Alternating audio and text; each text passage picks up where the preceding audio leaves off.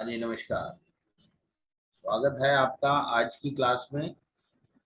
हम लोग basic tally course के लेवल 2 में GST basic data entry and viewing reports इस सेक्शन पे काम कर रहे हैं। डाटा एंट्री हम कंप्लीट कर चुके हैं और कुछ बेसिक रिपोर्ट्स भी हम देख चुके हैं। तो आज हम कंटिन्यू करते हैं। डिस्प्ले मोर रिपोर्ट्स में जाके हमारे पास अकाउंट बुक्स नाम से एक मेन्यू रहता है। डिस्प्ले के लिए डी और अकाउंट बुक्स के लिए ए शॉर्टकट है। इसमें जाने के बाद आपने परसों लेजर लेजर ऑप्शन देखा था। हम किसी भी पार्टी का लेजर चेक कर सकते हैं DAL ऑप्शन में जाके, और उसमें हम उसकी सारी डिटेल्स, जैसा हमने पहले देखा है कि कैसे उससे कितना पैसा लेना है या देना है, क्या क्या ट्रांजेक्शन्स हुए हैं, ये सब कुछ हम देख सकते हैं। उसको हम डिफरेंट तरीके से कस्टमाइज कर सकते हैं। F12 कॉन्फ़िगर में जाके हम चाहें तो उसकी डिटेल्ड इंफॉर्मेशन भी देख सकते हैं और उसकी इन्वेंटरी डिटेल्स भी चेक कर सकते हैं। ये देखिए, बहुत बढ़िया ऑप्शन दिया है टैली ने, जिसमें आप विदाउट एनी वाउचर की डिटेल्स को खोले हुए आप स्टेटमेंट के अंदर भी उन ट्रांजेक्शन्स की डिटेल्स किसी के साथ शेयर करना चाहें तो कर सकते हैं। अब इसी कड़ी में हम अपनी अगली रिपोर्ट्स चेक करते हैं। Display account books cash book. इस रिपोर्ट में जब आप जाते हैं तो आपके जितने भी मल्टीपल कैश लेजर्स या बैंक अकाउंट्स खुले होते हैं वो सब आपको एक ही स्क्रीन पे दिखाई दे जाते हैं। इस एक ही स्क्रीन के ऊपर आपको पता लग जाता है कि आपके पास कैश कितना रखा है और आपके सभी बैंक्स के अंदर कितना पैसा अवेलेबल है। यहाँ आपका कैश स्टेटस आपको पता लगता है। इसमें से आप किसी भी लेजर में अंदर ड्रिल डाउन कर सकते हैं। आपने कैश लेजर में जाना है, एंटर कीजिए, यहाँ से आपकी कैश लेजर रिपोर्ट खुल जाएगी। एंटर कीजिए, ये आपके सारे रिसीट पेमेंट्स जो भी आपने कैश से कर रखे हैं वो आपको दिखाई दे जाएंगे। और ये बेसिकली कैश का लेजर ओपन हो गया है। कैश लेजर के अंदर आप जाके ये सारे अपने रिपोर्ट्स देख पा रहे हैं। इसको अगर मैं एक बार एस्केप करता हूं तो जिस लेवल पे आपको मंथली समरी दिखाई दे रही है वहीं पे देखिए एक छोटा सा एरो है उस पे जाके आप क्लिक करेंगे तो वहां आपको डेली ऑप्शन और क्वार्टरली दोनों ऑप्शन मिल रहा है। डेली की रिक्वायरमेंट ज्यादातर लोग देखना चाहते हैं कि डेली बेसिस पे मेरे कैश बुक का क्या स्टेटस चल रहा है। तो आप यहाँ पे कंट्रोल F6 करेंगे तो आपको आपकी कैश का डेली स्टेटस पता लगेगा यहाँ पर। ठीक है, डेली स्टेटस को देख के ये देखिए डे वाइज आपका टोटल कैश कितना डेबिट हुआ, कितना क्रेडिट हुआ और उसके बाद आपका क्या बैलेंस बचता है, ये आपको एक ही रिपोर्ट में सब दिखाई देता रहेगा। राइट,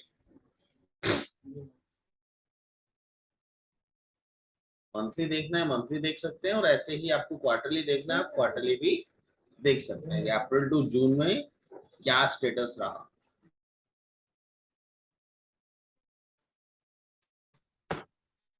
देखिए कंप्लीट क्वार्टर का आपको दिखाई दे रहा है।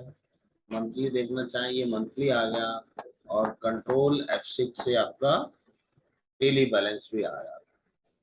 इन डेली बैलेंसेस में डेली कितना डेबिट हो रहा है, कितना क्रेडिट हो रहा है और उसके बाद हमारा क्या क्लोजिंग बैलेंस बचता है, ये सब आपको शो कर रहा है। राइट,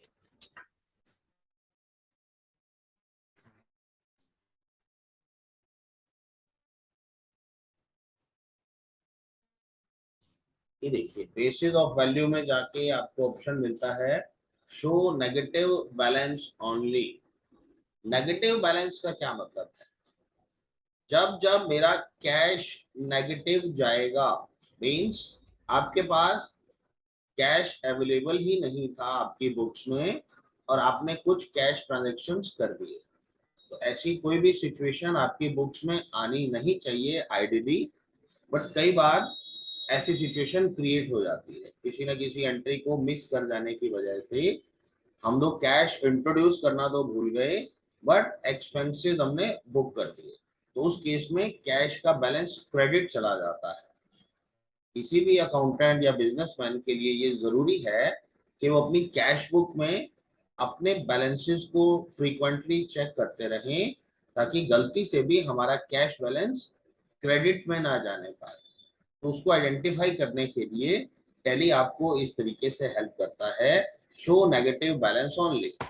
आप इसको जैसे ही एंटर करेंगे तो ये यस यस करके देखिए, यहाँ पे हमारी कैश बुक में कभी भी नेगेटिव नहीं गया है, इसलिए कोई भी ट्रांजेक्शन यहाँ पे दिखाई नहीं दे रहा है। मैं मैनुअली आपको करके दिखाता हूँ कि कहीं ना कहीं हमें ऐसा करना चाहिए कि हम एक बार इसको चेक कर पाए कि बैलेंस कब नेगेटिव गया है। ये हम एक बार डेली बैलेंस देख लेते हैं। अब देखिए यहाँ पे हमारा बैलेंस था 3,95,806 रुपए 4 अप्रैल को। मैं यहाँ पे एक एंट्री पोस्ट कर देता हूँ और इसमें हम पेमेंट कर देते हैं किसी को कैश में, किसी को भी कर दीजिए 5 लाख रुपए। ठीक है। अब देखिए ऊपर एंट्री के दौरान ही उसने मुझे दिखा दिया है रेड में, रेड मीन्स अलार्म। ये मुझे शो कर रहा है कि आपका बैलेंस कैश क्रेडिट में जा चुका है। ये देखिए, ये तो इस लेवल पे था। अब यहाँ पे जब हम अपनी कैश बुक में चेक कर रहे हैं, देखिए कैश बुक में जाइए, यहाँ पे जाइए, यहाँ आपको नहीं पता लग रहा है, बट जैसे ही आप अपना डेली रिपोर्ट निकालेंगे तो यहाँ देखिए ये सारी मेरी कैश बुक नेगेटिव हो गई 4 अप्रैल के बाद। ठीक है, ये सारा रेड मार्क में दिखा रहा है। रेड हमेशा खतरे का सिग्नल रहता है, तो आपको ये यहाँ दिखा रहा है कि आपके यहाँ पे एंट्रियां गलत हो गए हैं। यहाँ बेसिस ऑफ वैल्यूज में जाइए और यहाँ कहिए मुझे शो नेगेटिव बैलेंस ओनली। देखिए जब आपका कैश नेगेटिव हुआ उसके बाद की ट्रांजेक्शन आपको शो कर रहा है। 4 अप्रैल को नेगेटिव हुआ ना, उसके बाद कंटिन्यूसली नेगेटिव जा रहा है। ठीक है, तो इस तरीके से आपका कैश नेगेटिव को आइडेंटिफाई करने में आपको ये रिपोर्ट हेल्प करेगी। उस दौरान आपको करना क्या है, आपको ये सोचना है कि जिस दिन मेरे पास 5 लाख थे ही नहीं तो मैंने कैश 5 लाख कैसे दिया होगा। हो सकता है उस दिन आपने अपनी कैपिटल इंट्रोड्यूस की हो सकता है कहीं से आपके पास कैश कलेक्शन आया हो जो आप नोट करना भूल गए हो। तो दिमाग पे जोर डालेंगे तो ऐसी एंट्रीज याद आ जाएंगी, और उस नेगेटिव कैश जाने से पहले आपको उस कैश को पूरा करना है। ठीक है, इस तरीके से आप अपनी एंट्रीज को आइडेंटिफाई कर लेंगे।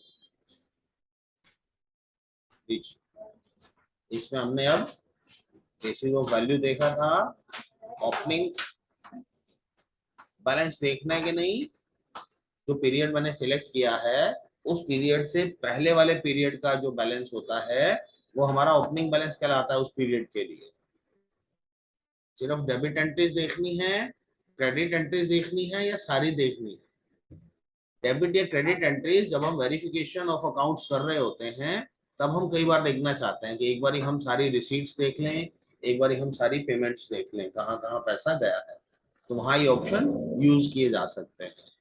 कोई पोस्ट डेटेड वाउचर्स हैं वो इंक्लूड करना चाहते हैं तो वो कर सकते हैं। अभी चेंज व्यू के अंदर देखिए, आप इस रिपोर्ट को किस फॉर्मेट में देखना चाहते हैं। कॉलमनर के शेप में देखना है तो कॉलमनर में जाइए और एक बार ये सारे ऑप्शंस ऑन कर दीजिए। सारे ऑप्शंस ऑन करने से आपको पता लग जाएगा कि डिफरेंट डिफरेंट कॉलम्स में क्या क्या डिटेल्स आते हैं, इसलिए हम एक बार ऑन कराते हैं। जब आपको ये रिपोर्ट समझ में आ जाए तो उसके बाद आप अपनी जरूरत के हिसाब से उतने ही ऑप्शंस ऑन या ऑफ रख सकते हैं। ये जितने ऑप्शंस आपने ऑन किए वो सभी ऑप्शंस का एक एक कॉलम बन के आपके सामने आ जाता है। ठीक है, ये कॉलमनर से बाहर आ गए, हम वापस लेजर में पहुंचे। चेंज व्यू में हमने कॉलमनर व्यू देखा, ये व्यू हमने सेव करके रखा हुआ था।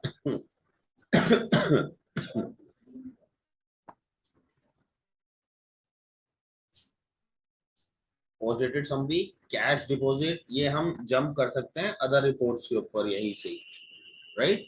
और यहीं पे डेली ब्रेकअप दिया था, आप यहाँ से भी जा सकते हो, कंट्रोल एच में जाके आप डेली ब्रेकअप में जा सकते हो। और दूसरी ऑप्शन क्या थी, आप यहीं खड़े खड़े कंट्रोल F6 करेंगे तो वो भी डेली ब्रेकअप है। ये ऑप्शन हमें यहाँ से मिलता है, ये देखिए, ये डेली, ठीक है।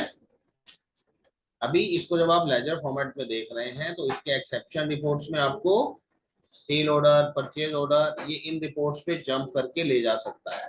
कितने वोचर ऑप्शनल पड़े हैं, कितने कैंसल पड़े हैं, कितने पोस्ट डेटेड आपने डाल रखे हैं, उन रिपोर्ट्स पे भी आप जंप कर सकते हैं, राइट। अब सेव व्यू, किसी भी फॉर्मेट को आप चेंज करके सेव करना चाहते हैं तो वो कर सकते हैं। इसके अलावा मेरे पास F12 के अंदर कुछ ऑप्शंस हैं।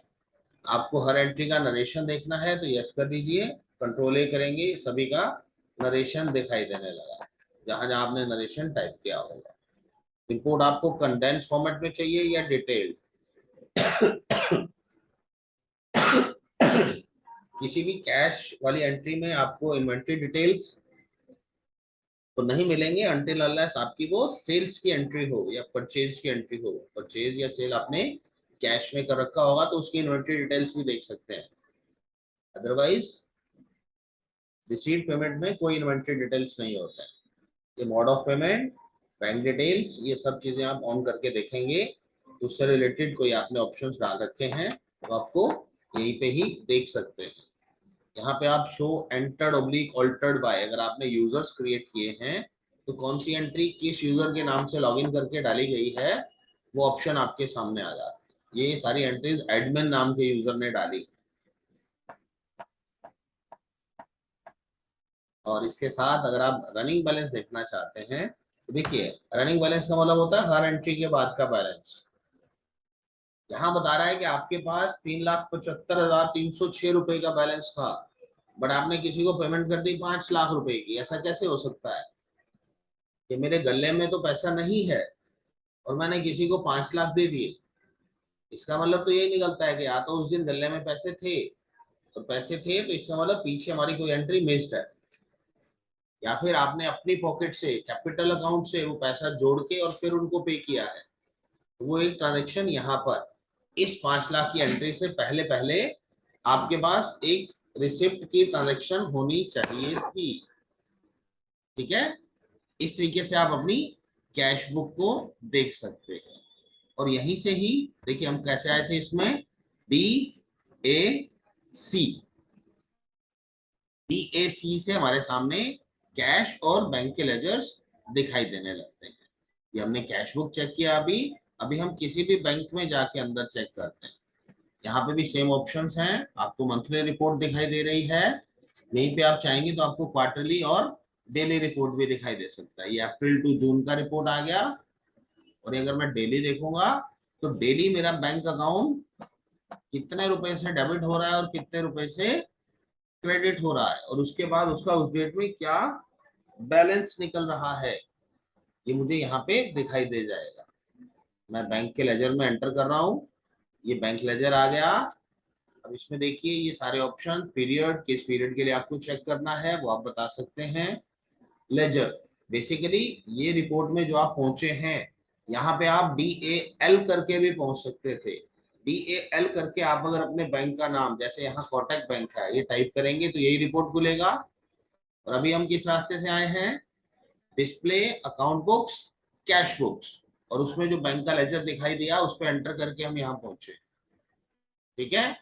तो one and the same thing, एक ही जगह पहुंचने के दो अलग अलग रास्ते हमने देखे। अब इसी में देखिए बिल वाइज डिटेल्स, आपको कंडेंस या डिटेल फॉर्मेट करने से कोई फर्क नहीं पड़ रहा है। यहाँ पे, यहाँ से आप पीरियड वाइज चेंज कर सकते हो।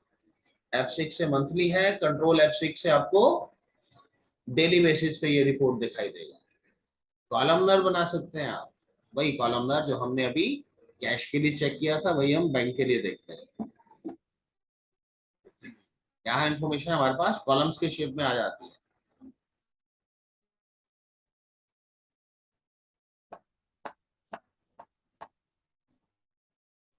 ओके,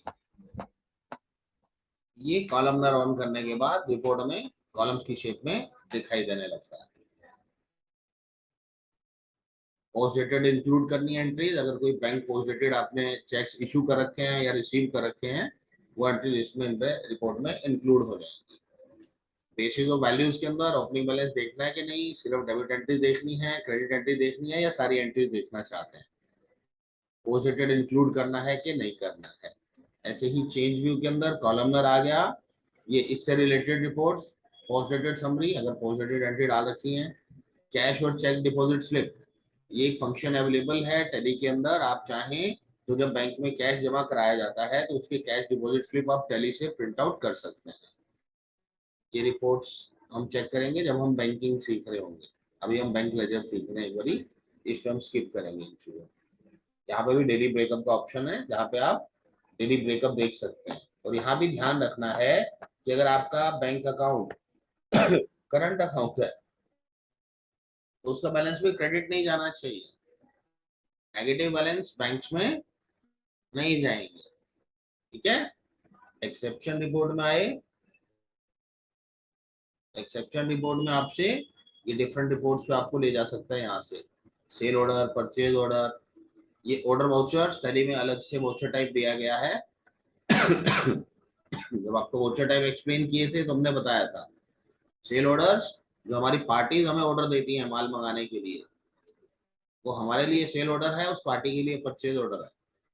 हम अगर अपने सप्लायर को कोई ऑर्डर देते हैं कि ये माल भेज दो, तो वो हमारे लिए PO, PO means purchase order है। वो कैसे पोस्ट होते हैं वो भी हम सीखेंगे बाद। ठीक है, अब सेव व्यू, कोई भी आप व्यू चेंज करके F12 करके बदलना चाहते हैं और सेव करना चाहते हैं तो वो कर सकते हैं। अब इसी में देखिए बैंक के अंदर बड़ी सख्त जरूरत होती है इस चीज की जिसका नाम है रिकंसिलेशन। ये रिकंसाइल क्या है? जैसे ही मैंने रिकंसाइल पे क्लिक किया, देखिए टैली हमें ये शो करता है कि किस ट्रांजैक्शन को आपने किस वाउचर टाइप में डाला है, क्या इंस्ट्रूमेंट नंबर, इंस्ट्रूमेंट नंबर किसको बोलते हैं, चेक नंबर को, ठीक, या जो ट्रांजैक्शन रेफरेंस होता है आपका उसको बोलते हैं। इंस्ट्रूमेंट डेट कि उस चेक पे क्या डेट लिखी थी। सबसे पहले देखिए कॉलम में जो डेट दिया गया है वो डेट है जिस डेट को आपने वो ट्रांजैक्शन पोस्ट की है, ये आपके द्वारा डाले गए वाउचर की डेट है। ओके, ये पर्टिकुलर्स में वो ऑप्शन जिसकी वजह से आपका बैंक डेबिट या क्रेडिट हुआ, फिर कौन से वाउचर टाइप से बैंक डेबिट क्रेडिट हुआ है उसका नाम आ जाएगा, रिसीट, पेमेंट, कॉन्ट्रा, यही होंगे। वो ट्रांजैक्शन किस प्रकार की थी, वो ट्रांजैक्शन चेक से हुई थी, एनईएफटी से हुई थी, या कोई अदर मेथड से हुई थी। ठीक है, ये हम सिलेक्ट कर सकते हैं एंट्री के दौरान। बैंक डेट में क्या डेट डालना है, बैंक डेट में वो डेट डलेगा जो कि स्टेटमेंट में आया होगा। एक तो वो लेजर है जो आपको टैली में दिखाई दे रहा है बैंक का, जो आपने एंट्रीज जिस डेट को टैली में डाली उसी डेट के हिसाब से आपको दिखाई देता है। ओके, अगर आप अपने बैंक की स्टेटमेंट मंगा के अपने लेजर को कंपेयर करेंगे तो उन ट्रांजेक्शन्स की डेट्स में डिफरेंस मिलता है। उसका रीजन क्या है, बैंक में आप एंट्री तभी डाल देते हो जब आपके हाथ में चेक आता है। आपके हाथ में चेक आने का मतलब ये नहीं होता कि पैसा बैंक में आ गया। आप वो चेक लेंगे, उसके साथ डिपॉजिट स्लिप फिल करके उसको बैंक के ड्रॉप बॉक्स में डाल के आएंगे। बैंक के ड्रॉप बॉक्स से वो बैंक वाले उसको निकाल के क्लियरिंग के लिए भेजेंगे। अब इस दौरान कोई छुट्टी आ गई तो वो छुट्टी के बाद क्लियर होगा। हो सकता है कि आपने जो चेक 16 अप्रैल को डाला है वो बैंक की स्टेटमेंट के अंदर आपको 18 तारीख को दिखाई दे या 19 तारीख को दिखाई दे। ठीक है, तो उससे क्या होता है, नीचे देखिए आप, ये सारी एंट्रीज बुक्स में डाली हुई हैं। नीचे आके जो बैलेंसेस लिखे हैं वहां पे पढ़िए आप क्या लिखा है, balance as per company books. या आपने जो एंट्रीज डाली हैं उसके हिसाब से आपकी कंपनी बुक्स का बैलेंस है 1,48,590 रुपए 43 पैसे। आपके अनुसार बैंक में इतने पैसे हैं, परंतु amounts not reflected in bank. अभी ये अमाउंट्स बैंक में रिफ्लेक्ट नहीं हुए। बैंक में रिफ्लेक्ट कब होंगे? जब आप उन ट्रांजेक्शन्स की बैंक डेट यहां डालेंगे अपनी बैंक स्टेटमेंट में से देख के। हम क्या कर रहे हैं? रिकंसिलेशन। रिकंसिलेशन का मतलब होता है मिलान करना। किस किस चीज का मिलान? जो स्टेटमेंट बैंक की तरफ से आई है और जो एंट्रीज मैंने टैली में डाल रखी हैं, उन दोनों को मिलाने को रिकंसिलेशन कहा जाता है। ठीक, मेरे अनुसार तो बैंक का बैलेंस है 1,48,590 रुपए, बट बैंक के अनुसार बैलेंस एज पर बैंक नील दिखा रहा है। क्यों? देखिए ये बैलेंस कैसे चेंज होगा। ऊपर सस्पेंस अकाउंट में 1 रुपया डेबिट हुआ, मैं यहाँ एंट्री डाल देता हूँ, 16 तारीख को डाला। अब नीचे देखिए बैलेंस एज पर बैंक कितना हो गया? 1 रुपया। और ये वाली भी एंट्री में डाल देता हूँ कि 17 तारीख को ये बैंक में आ गया था। अब जैसे जैसे जिस जिस एंट्री के सामने ये बैंक की डेट मिलती जाएगी मुझे, ये हम बताते जाएंगे। ये देखिए 16 तारीख का था, 18 को क्लियर हो गया। 21 तारीख का था, 22 को क्लियर हो गया। ठीक है, अब इसके हिसाब से बैंक का बैलेंस चेंज हो रहा है। जिन जिन एंट्रीज के सामने मैं बैंक की डेट लिखता जा रहा हूं, तो टैली मुझे बता रहा है कि हाँ ये वेरीफाई हो गया बैंक के हिसाब से। तो अब बैंक के अनुसार आपका बैलेंस ये है। ठीक है, आपको अगर अपने किसी भी सप्लायर को चेक इशू करना है तो आप कैसे इशू करेंगे? चेक बुक उठाएंगे, चेक में अमाउंट लिखेंगे, साइन करेंगे और उसे भेज देंगे। बिल्कुल गलत, ऐसे नहीं करेंगे। सबसे पहले हम ये वेरीफाई करेंगे कि मेरे अकाउंट में पैसा कितना है। और अकाउंट में पैसा कितना है देखने के लिए आप अपनी टैली में बैंक का लेजर खोलेंगे। अब टैली तो कह रही है 1,48,000 है, बट बैंक कह रहा है 1,24,000 है। तो आप किस पे विश्वास करेंगे?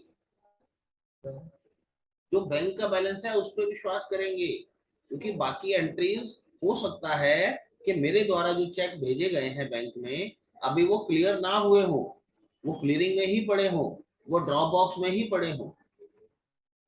ठीक है, तो जब तक वो सारे चेक्स क्लियर होके नहीं आ जाते और मुझे उनकी क्लियरिंग की डेट पता नहीं लग जाती, और वो डेट पता लगने के बाद मैं जब तक टैली में नहीं डाल देता, तब तक बैंक अकाउंट का बैलेंस और मेरी टैली के अंदर बैंक लेजर का बैलेंस आपस में मैच नहीं करेगा। ठीक है, तो हमें इन चीजों का ध्यान रखते हुए अपनी बैंक की रिकंसिलेशन समय समय पे करते रहना चाहिए। बहुत से लोग ऐसा करते हैं कि वो चेक्स की एंट्री ही नहीं डालते, वो अपनी एंट्रीज डायरेक्टली बैंक स्टेटमेंट को देख के ही डालते हैं। ठीक है, कुछ लोगों की ये प्रैक्टिस है कि जैसे ही चेक हाथ में आया वो टैली में पोस्ट कर देंगे, और कुछ लोगों की ये आदत है कि वो बैंक से स्टेटमेंट मंगाएंगे और उस स्टेटमेंट को देख के टैली में एंट्री डालेंगे। जो लोग स्टेटमेंट को देख के टैली में एंट्री डालते हैं उनको रिकंसिलेशन की जरूरत नहीं पड़ती, क्योंकि उन्होंने ऑलरेडी रिकंसाइल्ड एंट्रीज ही टैली में पोस्ट की हैं। परंतु व्यवहारिक तौर पे ऐसा नहीं होता है। हम जैसे ही चेक आता है उसको एंटर कर लेते हैं, जैसे ही किसी को चेक जाता है हम उसको एंटर कर लेते हैं। ठीक है, तो इसलिए हमें रिकंसिलेशन की जरूरत पड़ती रहती है। अब देखिए, अगर आपको लगता है कि जो आपके वाउचर की डेट है वही बैंक की डेट है, तो आपको कुछ नहीं करना, ये रिपोर्ट खोल के रिकंसिलेशन पे क्लिक करो और सेट बैंक डेट पे क्लिक कर दो। अब सेट बैंक डेट करेंगे तो आपसे पूछ रहा है कौन सी डेट को बैंक डेट मानू? जो आपने इंस्ट्रूमेंट डेट में डाल रखी है उस डेट को मानू, ठीक है, किसी नई डेट को मानू, या जो वाउचर जिस डेट में डाल रखा है उसी को बैंक डेट मानू? वाउचर डेट को मान लो। तो एंटर करते ही देखो सबके सामने वो डेट्स आ गई जिस डेट में वाउचर डाला था, और देखो दोनों तरफ से बैलेंस बिल्कुल डिट्टो मैच हो गया, 1,48,590 रुपए 43 पैसे। अब वो सारी ट्रांजेक्शन्स बैंक स्टेटमेंट से भी मैच हो चुकी हैं। मान लीजिए आपका ये वाला चेक जो था, ये चेक क्लियर नहीं हुआ अभी, ठीक है, तो अनक्लियर बैलेंस कितना है, 36,014 रुपए। ये नीचे भी दिखाई दे रहा है, amount not reflected in bank. इसका क्या फायदा हुआ? इसका ये फायदा हुआ कि मुझे पता लग गया ये वाला चेक अभी तक बैंक में क्लियर होके नहीं आया है। तो मैं या तो पहले बैंक से पता करूंगा कि जी मैंने चेक दिया था आपको, क्लियर क्यों नहीं हुआ, ओके। या फिर इसकी वजह ये भी हो सकती है कि वो वाला चेक बैंक तक पहुंचा ही ना हो, मैंने मेरे स्टाफ को भेजा, जाओ बेटा बैंक में ये चेक जमा करा के आओ, मैं एक हफ्ते से इंतजार कर रहा हूँ, वो चेक क्लियर होके नहीं आया, नहीं आया, नहीं आया। रोज मैं रिकनसाइल करता हूँ, उस चेक का रेफरेंस आ ही नहीं रहा मेरे बैंक में।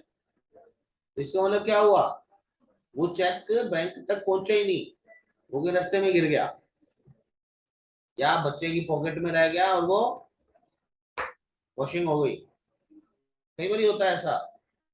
अब वो बच्चा डर के मारे आपको बता नहीं रहा है, बट वो कितने दिन छुपाएगा, क्योंकि आप तो इंतजार कर रहे होगे, मेरे खाते में 36,000 रुपए आने वाले थे। आप 2 दिन, 5 दिन, 10 दिन देखोगे, फिर आप सख्ती से उस बच्चे से पूछोगे तो आपको पता लग जाएगा कि मेरा ये वाला चेक आपने कहीं पे गुमा दिया है, बैंक तक पहुंचाया नहीं है। तो इस केस में क्या करना पड़ता है, हम अपनी पार्टी को बात करते हैं, उसको दोबारा से रिक्वेस्ट करते हैं कि सर जो चेक आपने हमें दिया था वो चेक डैमेज हो गया या गुम हो गया, आप प्लीज उस चेक की स्टॉप पेमेंट करके मुझे नया चेक इशू कर दो। स्टॉप पेमेंट एक फैसिलिटी है जो बैंक हर बैंक अकाउंट होल्डर को देता है। आप कोई भी चेक की पेमेंट अगर रोकना चाहते हैं तो आप अपने बैंक में मैनेजर को फोन करके या एक रिक्वेस्ट देके रिटर्न में उस चेक की पेमेंट को रोक सकते हैं। उसके लिए बैंक कुछ सर्विस चार्जेस काटता है, वो डिपेंड करता है आपके अकाउंट की टर्नओवर के ऊपर। अगर आप बैंक के लिए एक अच्छे बड़े कस्टमर हैं तो हो सकता है कि वो आपसे स्टॉप चार्जेस ना ले, स्टॉप पेमेंट चार्जेस बोलते हैं इसको, स्टॉप चेक, ठीक है।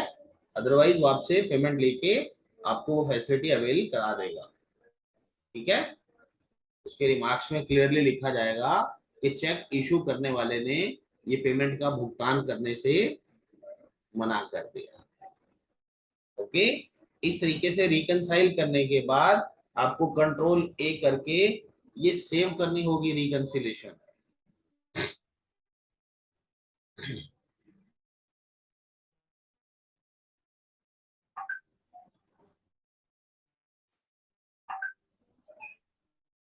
ये देखिए अभी अकाउंट मेरा रिकनसाइल हो गया। अब यहाँ पे कॉन्टैक्ट का ऑप्शन दिया गया है जिसमें आपको कॉन्टैक्ट डिटेल्स दिखाई दे जाएंगे उस बैंक के। उस बैंक में आपने जो जो डिटेल्स फिल कर रखे होंगे लेजर बनाते समय, वो सारी डिटेल्स आपको यहाँ पे कॉन्टैक्ट में दिखाई दे जाएंगे। ऐसे आप F12 में जाके सारी ऑप्शंस ऑन ऑफ कर सकते हैं। ज्यादातर हम नरेशन ऑन करके देख लेते होते हैं और रनिंग बैलेंस ऑन करके देख लेते होते हैं। इस तरीके से मुझे हर एंट्री के बाद उसकी नरेशन भी दिखाई दे रही है और मेरे बैंक का बैलेंस हर ट्रांजेक्शन के बाद शो हो रहा है। तो आज हमने जिन रिपोर्ट्स पे काम किया उन रिपोर्ट्स का नाम था cash book and bank book. अब इसके अंदर हमने डिफरेंट डिफरेंट एक्सेप्शन हैंडलिंग की कोशिश की है। हमने आपको ये बताया कि कभी भी कैश का और बैंक का बैलेंस नेगेटिव नहीं जाना चाहिए। नेगेटिव बैलेंस का मतलब है उनकी नेचर के विपरीत। नेचर के विपरीत का मतलब क्या हुआ, ये दोनों हमारे एसेट्स होते हैं, तो एसेट्स का बैलेंस बाय डिफॉल्ट डेबिट होना चाहिए। इट मीन्स अगर उनका बैलेंस क्रेडिट जा रहा है तो हम उसको नेगेटिव बैलेंस बोले, ओके। तो नेगेटिव बैलेंस जाने से रोकना है। डेली रिपोर्ट खोल के आप देख लेंगे, क्योंकि लेजर खोल के कंट्रोल F6 करने से आप देख सकते हैं, राइट। और बैंक के अंदर उसका रिकंसिलेशन जरूरी हो जाता है ताकि हम ये आइडेंटिफाई कर सकें कि मेरी कौन कौन सी एंट्रीज क्लियर हो गई, कौन सी अभी पेंडिंग पड़ी हैं, उन पेंडिंग रहने का रीजन क्या है, हम उसको फाइंड आउट करके फिर अपने पार्टी से बात करके वो नए चेक्स इशू करवा सकते हैं या कर सकते हैं। तो आज के लिए हम इतना ही करेंगे। हमने आज सीखा cash book and bank book tally में कैसे देखा जाता है और डिफरेंट डिफरेंट सिनेरियोज में हमने उसको कैसे हैंडल करना है वो भी हमने सीख लिया।